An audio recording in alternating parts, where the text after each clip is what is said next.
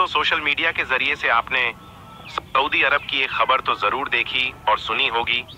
आपको पता ही होगा कि मेरठ का रहने वाला जेद सऊदी में पैसा कमाने के लिए गया था और वहां पर जाकर ड्राइवरी का काम करने लगा था। लेकिन फिर कुछ दिनों के बाद में उसे नशीले पदार्थ की तस्करी के मामले में गिरफ्तार कर लिया गया और उस पर केस चलाया गया। लेकिन अब जाकर सऊदी कोर्ट ने जेद को मौत की सजा का फैसला सुना दिया है। यानी कि कुछ दिनों के बाद में जेद को सऊदी अरब में सर कलम कर दिया जाएगा। आज की इस वीडियो में हम आपको इसकी पूरी सच्चाई जेद की जुबानी ही बताने वाले हैं। यानी कि दरअसल जेद के साथ सऊदी अरब में क्या हुआ था, उसे सऊदी अरब में किस तरह से फंसाया गया है और फिर किस तरह से सऊदी पुलिस ने उसे गिरफ्तार किया था, और साथ ही सऊदी कोर्ट ने जेद की फांसी की जो तारीख मुकर्रर की है उसके बारे में भी हम आपको बताने वाले हैं। पूरा वीडियो देखकर यकीनन आपकी भी आंखों में आंसू आ जाएंगे। इसलिए आज का ये वीडियो आप सभी के लिए बहुत खास है। आप इंसानियत के नाते इस वीडियो को आखिर तक जरूर देखें। और सबसे पहले, अगर आप भी जेद की सजा को माफ कराना चाहते हैं तो आप इस वीडियो को दिल से एक लाइक जरूर कर दें और मेहरबानी करके शेयर भी कर दें कि ये वीडियो हमारे देश के प्रधानमंत्री और गृह मंत्रालय तक भी पहुंच जाए और जेद की कुछ मदद हो सके। तो चलिए दोस्तों, शुरू करते हैं। दोस्तों, सऊदी कोर्ट की तरफ से जब जेद को फांसी की सजा सुना दी जाती है, जब सजा मुकर्रर हो जाती है, जब डेट और टाइम फिक्स हो जाता है, तो इसके बाद जेद ने अपने घर वालों के नाम और तमाम भारतीयों के नाम पर एक खत लिखकर भेजा है। और उस खत में लिखकर जेद ने जो कुछ बताया है वो वाकई में बहुत ही ज्यादा दिल को दहला देने वाला है, जो बहुत ही ज्यादा दिल को झकझोर देने वाला है। लिहाजा आप इस वीडियो को बगैर स्किप किए आखिर तक गौर से जरूर देखना। दोस्तों, जेद ने अपने खत में लिखा कि मेरा नाम जेद जुनैद है। आज सऊदी अरब के जद्दा शहर में मेरी मौत की तारीख फिक्स हो गई है। मेरे बारे में तो आप सब लोग जानते ही होंगे, लेकिन मैं आपको बता दूं कि मेरे बारे में आपको जो कुछ भी बताया गया है वो सब गलत जानकारी है। यानी कि मेरे बारे में आपको गलत इंफॉर्मेशन दी गई है। आज मैं आपको अपनी पूरी सच्चाई बताना चाहता हूं कि उस दिन, मतलब कि 15 जनवरी 2023 के दिन आखिर मेरे साथ में क्या हुआ था, सऊदी पुलिस ने मुझे क्यों गिरफ्तार किया था और फिर मुझे किस तरह से वहां पर फंसाया गया। जानकर यकीनन आपकी आंखों में भी आंसू आ जाएंगे। दोस्तों, जेद जुनैद कहता है कि मैं उत्तर प्रदेश के मेरठ जिले का रसोटी गांव से हूं। मेरे परिवार में मेरी माँ, मेरे वालिद साहब जिनका नाम मोहम्मद जुबैर है, मेरी बीवी रिहाना और मेरे 2 छोटे छोटे बच्चे हैं और हम 7 भाई और 2 बहनें हैं। मैं अपने भाइयों में दूसरे नंबर का बड़ा भाई हूँ। मेरी उम्र 36 साल है। मेरे 2 भाई पहले से सऊदी अरब में ड्राइवरी का काम किया करते थे और एक छोटा भाई है, वो पुलिस की तैयारी कर रहा था। फिर जब मेरी शादी हो गई और 2 मेरे बच्चे हो गए तो मेरा भी सऊदी अरब में जाने का मन हुआ। इसलिए फिर मैंने अपने भाइयों से कहकर अपना भी सऊदी अरब का वीजा मंगवा लिया था। ये बात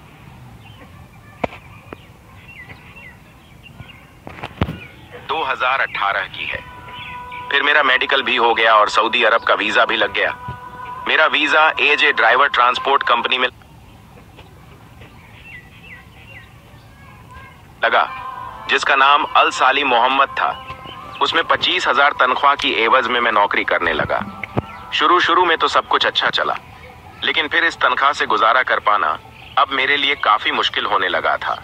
इसलिए फिर मैंने उस ट्रांसपोर्ट कंपनी से रिजाइन दे दिया और दूसरी कंपनी में जाकर शिफ्ट हो गया, जिसका नाम अल जफर कंपनी था।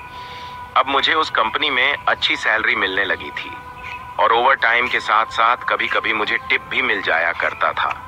अब मैं उस कंपनी में बहुत ज्यादा खुश था। और फिर जब मैंने अपने घर वालों को इस नई कंपनी और इस तनख्वाह के बारे में बताया तो वो भी बहुत ज्यादा खुश हुए। अब सऊदी अरब में मेरे लिए सब कुछ अच्छा चल रहा था, लेकिन शायद मेरी किस्मत में कुछ और ही लिखा था। इसलिए फिर एक दिन मेरी गाड़ी का एक्सीडेंट हो गया और वो एक्सीडेंट इतना ज्यादा भयंकर था कि जिसमें मेरी गाड़ी पूरी तरह से डैमेज हो गई। लेकिन अल्लाह का शुक्र है कि मैं उस एक्सीडेंट में बच गया। लेकिन फिर जब मेरे मालिक को इस बारे में पता चला तो उसने मुझ पर बहुत ज्यादा गुस्सा किया और मुझ पर केस भी कर दिया और मुझसे अपनी गाड़ी का हर्जाना भरने को कहने लगा। और वो हर्जाना मेरे लिए इतना ज्यादा बड़ा था कि अगर मैं जिंदगी भर भी उसके यहाँ पर काम करता तब भी मैं उसकी गाड़ी का वो हर्जाना नहीं भर पाता। इसलिए अब मैं वहां पर बहुत ज्यादा टेंशन में आ गया था, क्योंकि अब मेरे पास में कोई और रास्ता नहीं बचा था। खैर, इसके बाद एक दिन मौका देखकर उस कंपनी को छोड़कर मैं वहां से भाग गया और एक दूसरी जगह पर जाकर रहने लगा। वहां पर रहते रहते मेरा एक दोस्त बन गया था जो पाकिस्तान से था। फिर उसने एक दिन मेरी मुलाकात एक लोकल पुलिस वाले से करवाई, जिसको मैंने अपनी पूरी आप बीती बता दी। मेरी बातें सुनकर वो पुलिस वाला मुझे तसल्ली देते हुए कहने लगा कि तुम फिक्र मत करो, मैं तुम्हारा केस रफा दफा करवा दूंगा। इसके बाद उस पुलिस वाले ने मुझे खाना खिलाया और फिर मुझे कुछ पैसे भी दिए। वो सऊदी पुलिस वाला मेरे लिए एक फरिश्ता बनकर आया था, इसलिए अब मुझे लगने लगा था कि शायद अब सब कुछ ठीक हो जाएगा। खैर, इसके बाद उस सऊदी पुलिस वाले ने ड्राइवरी की नौकरी पर मुझे रख लिया। अब मुझे उसके बारे में कुछ भी मालूम नहीं था, सिवाय इसके कि वो एक पुलिस वाला है। फिर वो मुझे कई बार अपने घर भी लेकर गया और मुझे खाना वगैरह भी खिलाया। और अब मुझे उसके पास में काम करते करते करीब 1 साल हो गया था। वहां पर ज्यादातर मेरा एक ही काम था। वो मुझे कुछ बैग देता था और मुझे उनको डिलीवर करना होता था। अब उन बैग्स में क्या होता था ये मुझे नहीं मालूम होता था, बस मुझे इसके बदले में अच्छे खासे पैसे मिलते थे। इसलिए मैं खुशी खुशी से ये काम उसका करता जा रहा था। और इसके अलावा मेरे लिए ये काम करना जरूरी भी था, क्योंकि मेरे सर पर एक सऊदी अधिकारी का साया था, यानी कि मैं उस सऊदी पुलिस वाले की वजह से बचा हुआ था। हालांकि मुझे कई बार उस पुलिस वाले पर शक भी हुआ था और मैंने सोचा भी था कि मैं इन बैग्स को खोल कर देखूं कि इनमें क्या है, लेकिन फिर मुझे लगा कि ये तो एक पुलिस वाला है और पुलिस वाला खुद यहाँ पर कुछ गलत नहीं कर सकता है। बस यही सोचकर फिर मेरी कभी भी उन बैग को खोलकर देखने की हिम्मत नहीं हुई। दोस्तों, जेद जुनैद इसके आगे कहता है कि अब आया 15 जनवरी 2023 का दिन। उस दिन उस पुलिस वाले ने मुझे 2 नायलॉन के बैग दिए और एक एड्रेस दिया और मुझसे कहा कि तुझे इन दोनों बैग को फलां जगह पर डिलीवर करना है। इसके बाद में उन बैग्स को लेकर घर से रवाना हो गया। अभी मैं घर से कुछ ही किलोमीटर चला था कि मैंने देखा कि बहुत सारी पुलिस की गाड़ियां मेरे पीछे लगी हुई हैं। फिर कुछ ही देर के बाद उन सारी गाड़ियों ने आकर मुझे घेर लिया। ये देखकर मैंने फौरन गाड़ी को रोक दिया। मैं समझ चुका था कि पहले वाली कंपनी में जो मेरी गाड़ी का एक्सीडेंट हुआ था, उसी केस की वजह से मुझे पकड़ा जा रहा है। फिर मुझे उन पुलिस वालों ने गाड़ी से बाहर निकाला और मेरी जेब की चेकिंग करनी शुरू कर दी। फिर इसके बाद उन्होंने मेरी गाड़ी को भी चेक करना शुरू कर दिया। अब पीछे वाली सीट पर वो बैग रखी हुई थी। उनको खोलकर वो देखने लगे। अब जैसे ही उन्होंने बैग को खोलकर देखा तो उनको कपड़ों के बीच में कुछ पैकेट मिली, जिनमें सफेद कलर का कुछ पाउडर जैसा था। उनको देखकर पुलिस वालों ने मुझसे कहा कि क्या तुम नशीला पदार्थ सप्लाई करते हो? इतना सुनते ही मैं हक्का बक्का रह गया। मेरे पैरों तले से जमीन खिसक गई। मैं थर थर कांपने लगा था। मुझे कुछ भी समझ नहीं आ रहा था कि ये लोग मुझसे क्या कह रहे हैं। लेकिन फिर मुझे सब कुछ समझ में आ गया था कि उस पुलिस वाले ने मेरी इतनी ज्यादा मदद क्यों की थी। वो मेरे लिए कोई फरिश्ता नहीं, बल्कि वो मेरे लिए मौत बनकर आया था। फिर मैंने उन पुलिस वालों को बताया कि इसमें मेरी कोई गलती नहीं है। मैं तो ड्राइवरी का काम करता हूँ। मेरे मालिक ने ये सब कुछ गाड़ी में रखा है और मुझे वहां तक पहुंचाने को बोला है। खैर, इसके बाद पुलिस वालों ने मुझे भी गिरफ्तार कर लिया और उस सऊदी पुलिस वाले को भी पकड़ कर ले आई। लेकिन फिर उस सऊदी पुलिस वाले ने ये बयान दे दिया कि ये मेरे यहाँ पर सिर्फ ड्राइवरी की नौकरी करता है। अब ये बाहर जाकर गाड़ी में क्या क्या सप्लाई करता है ये मुझे नहीं मालूम होता है। अब इतना बोलकर वो पुलिस वाला तो पीछे हट गया। और दूसरी बात, यहाँ पर सऊदी में ये कानून भी है कि यहाँ पर अरबी के बयान को ज्यादा सच मानते हैं, इसलिए उन्हें यहाँ पर सजा नहीं होती है। इसलिए फिर वो सऊदी पुलिस वाला तो जमानत पर छूट गया और मुझे और मेरे उस पाकिस्तानी दोस्त को उसने फंसा दिया।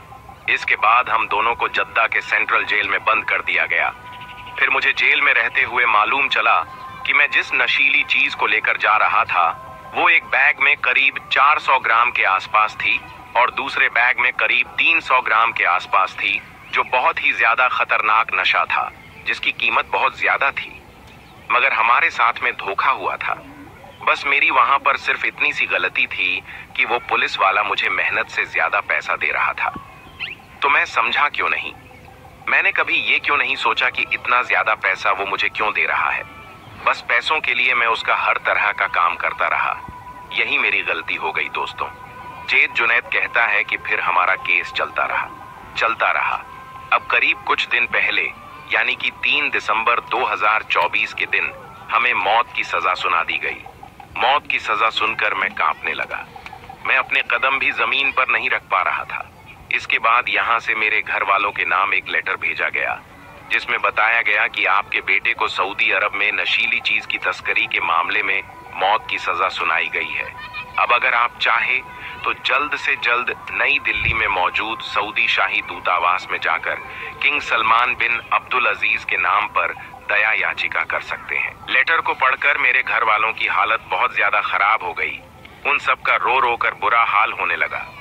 अब मैं ये खत आप सब भारतीयों के नाम लिख रहा हूँ और आपको बता रहा हूँ कि आप हमेशा याद रखना, आप भले ही कम कमा लेना लेकिन कभी भी अपने घर को छोड़कर के विदेश में मत जाना।